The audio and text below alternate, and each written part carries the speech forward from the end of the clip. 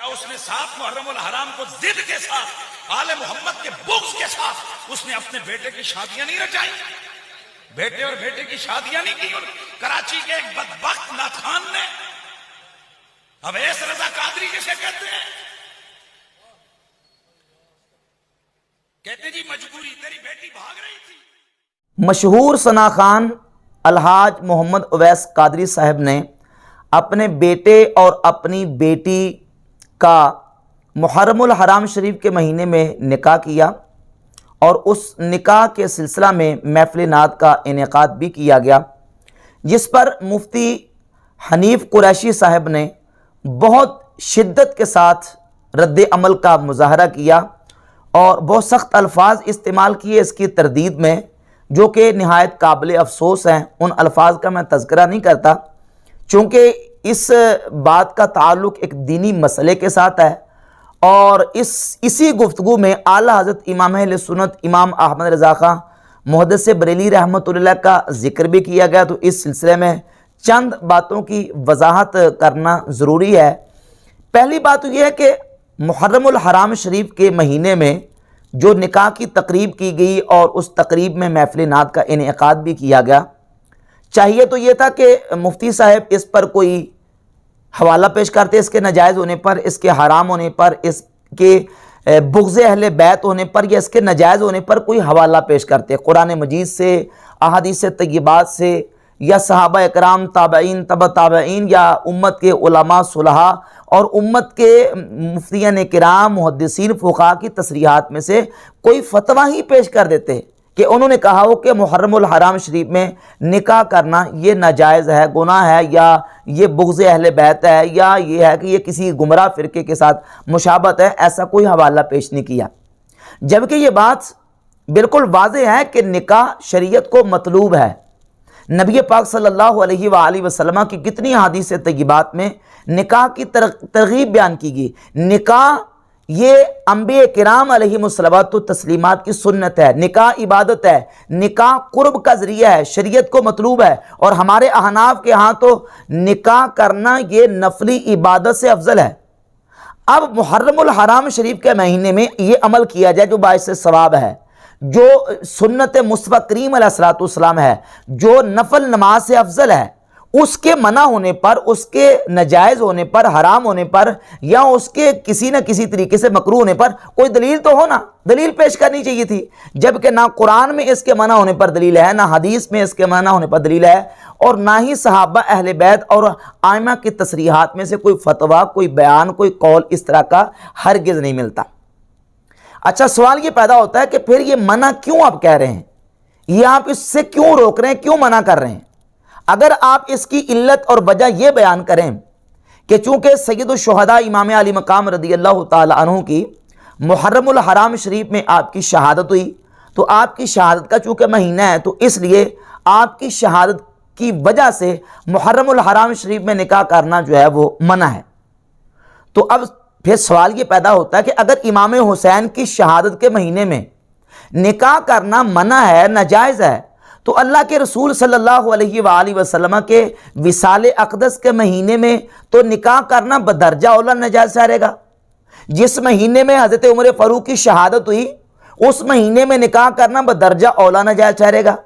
जिस महीने में हज़रत सैयदना उस्मान गनी की शहादत हुई, जिस महीने में हज़रत इमाम हसन मुज्तबा की शहादत हुई, जिस महीने में मौला अली की शहादत हुई, तो इन तमाम महीनों में निकाह करना फिर नाजायज़ ठहरे या उन तमाम मुक़द्दस हस्तियों का बुग़्ज़ ठहरे?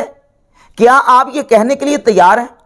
अगर नबी करीम अलैहिस्सलाम के विसाल अक़दस के महीने में, सैयदना फ़ारूक आज़म की शहादत के महीने में, उस्मान गनी, मौला अली, इमाम हसन मुज्तबा की शहादत के महीने में निकाह उनके साथ बुग़्ज़ नहीं और वो नाजायज़ नहीं, तो फिर मुहर्रमुल हराम शरीफ के महीने में निकाह जो कि एक सुन्नत है, ये बुग़्ज़ अहले बैत कैसे ठहरेगा? या ये है कि ये नाजायज़ कैसे ठहरेगा? इस पर कोई आप सराहत पेश करते, कोई हवाला या दलील पेश करते, जबकि ऐसा नहीं है। और फिर उन्होंने इसी गुफ्तगू के दौरान आला हज़रत इमाम अहले सुन्नत रहमतुल्लाह का हवाला भी पेश किया। इमाम अहले सुन्नत रहमतुल्लाह के हवाले से पहले मैं ये बात वाज़ेह कर दूँ निकाही के सिलसिले में कि निकाह शरीयत को मतलूब है। और नबी करीम सल्लल्लाहु अलैहि वसल्लम की तो बाकायदा अहादीस मौजूद है कि हुजूर अक़दस सल्लल्लाहु अलैहि वसल्लम ने निकाह करने में जल्दी करने का हुक्म इरशाद फरमाया। और हुजूर ने हुक्म भी मौला अली को किया है। मिशकात में हदीस नंबर 605 है। और इसी तरह जामे तिरमिज़ी में 171 नंबर और 1073 नंबर हदीस और दीगर हदीस की किताबों में कम से कम दर्जा हसन की हदीस है कि नबी पाक सल्लल्लाहु अलैहि वसल्लम ने मौला अली को फरमाया कि ए अली, 3 चीज़ों में ताख़ीर ना करो। नमाज का वक़्त हो जाए तो नमाज पढ़ लो, जनाजा तैयार हो तो जनाजे में ताख़ीर ना करो। वल ऐमु इदा वजत्ता लहा कुफ़वन, और लड़की का जब तुम कुफ यानी बराबर का रिश्ता पालो तुम उसमें ताख़ीर ना करो बल्कि उसमें जल्दी करो और बच्ची का रिश्ता कर दो। अब हुजूर अलैहिस्सलातु वस्सलाम ने तो उसमें ताख़ीर से मना किया और उसमें जल्दी करने का हुक्म दिया निकाह में। और निकाह कोई गुनाह का काम नहीं, निकाह जो है वो एक इबादत है, सवाब का काम है। चाहिए तो ये था कि इस पर इसके मना होने पर कोई दलील पेश किया थी, लेकिन ऐसा नहीं, बल्कि बहुत सख्त अल्फाज इस्तेमाल किए गए। हम उसकी मजम्मत करते हैं। इस तरह के मसाइल में इतनी शिद्दत के साथ और इस लहजे के साथ किसी का रद्द और तरदीद करना यह हरगिज़ दुरुस्त नहीं है। बाकी रह गई बात है कि मुहर्रमुल हराम शरीफ के महीने में ही अभी 14 अगस्त आई। पूरे पाकिस्तान में लोगों ने 14 अगस्त मनाई, बल्कि बाज़ मजहबी शख्सियात ने भी 14 अगस्त के प्रोग्राम पर जो है ना वो खुशी का इजहार किया। वहाँ उनकी तरदीद के लिए कोई बयान नहीं जारी किया गया, बल्कि बाज़ रवाफिज़ और बाज़ अहले तशय्युअ की तरफ से शहज़ादा कासिम रदियल्लाहु ताला अन्हु की मेहंदी और उनकी शादी की तकरीब के हवाले से डोल और जश्न और बाकायदा बाजे और इस तरह की जो ना वो आलाते मौसीकी वगैरह बजाए गए, उस पर कोई बयान जारी नहीं किया गया।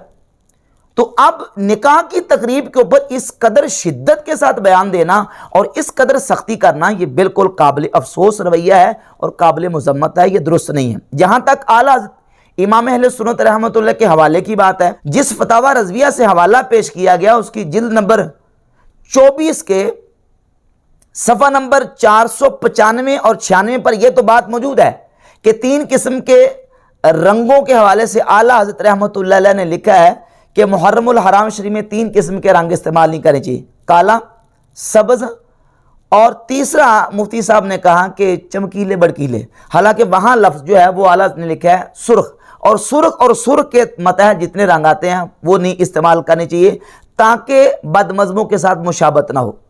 फरमाते हैं कि काला और सब्ज़ पहनने से मुशाबहत होती है रवाफिज़ के साथ और सुर्ख पहनने से मुशाबत होती है नवासिब के साथ। तो ना नवासिब के साथ मुशाबत इख्तियार की जाए और ना ही रवाफिज़ के साथ। अब सवाल ये पैदा होता है कि मुहर्रमुल हराम शरीफ में निकाह करना, क्या इससे भी किसी के साथ मुशाबत पैदा होती है कि नहीं, इससे तशब्बुह होता है कि नहीं? तो इन्हीं इमाम अहले सुन्नत आला बरेलवी रहमतुल्लाह अलैह ने अपने फतावा रज़विया की इसी जिल्द नंबर 24 के सफ़ा नंबर 488 पे निकाह के हवाले से, शादी के हवाले से, बाकायदा शादी के लफ्ज़ मौजूद हैं। वहाँ तो सिर्फ निकाह की तकरीब हुई और महफ़िल नात का एहतमाम किया गया। इमाम अहले सुन्नत से किसी ने पूछा कि बाज़ लोग अहले सुन्नत ही कहलाने वाले वो 10 मुहर्रम हराम को रोटी नहीं पकाते, घर में झाड़ू नहीं देते और वो कपड़े नहीं उतारते 10 मुहर्रम हराम को, और 10 मुहर्रम हराम को या माह मुहर्रम में ब्याह शादी नहीं करते। तो इमाम अहले सुन्नत उसका जवाब लिखते कि पहली तीनों बातें सोग हैं और सोग हराम है। फरमाते तीनों बातें सोग हैं और सोग हराम है। वो इमाम तो फरमा रहे कि अगर सोग के तौर पर ये काम करते हैं तो ये जायज़ नहीं है, बल्कि इसके यानी मुफ्ती साहब के बरक्स इमाम अहले सुन्नत रहमतुल्लाह का फतवा जो है वो बिल्कुल वाज़ेह तौर पर मौजूद है। लिहाजा इस तरह का रवैया इस तरह के मसाइल में और इस तरह की चीज़ों में बयान करना ये दुरुस्त नहीं है। अहले सुन्नत का जो मौक़िफ़ है वो अपनी जगह पे वाज़ेह है कि निकाह फ़ी हद ज़ात ही मुहर्रमुल हराम शरीफ में जायज़ है, कोई नहीं करता तो उसकी अपनी मर्ज़ी है। और बाकी रह गई बात शादी के तौर पर ढोल बाजे और आलाते तरब और गिना और दीगर इस तरह की चीज़ें बंगड़े डालना, ये मुहर्रमुल हराम शरीफ के अलावा भी हराम है और मुहर्रमुल हराम शरीफ के महीने में भी हराम है। ये तो 12 महीने हराम है। रह गया सिर्फ निकाह और निकाह की तकरीब जो बाकायदा शरीयत के मुताबिक हो, उसके हराम और नाजायज़ होने पर कोई दलील शरीयत में मौजूद नहीं।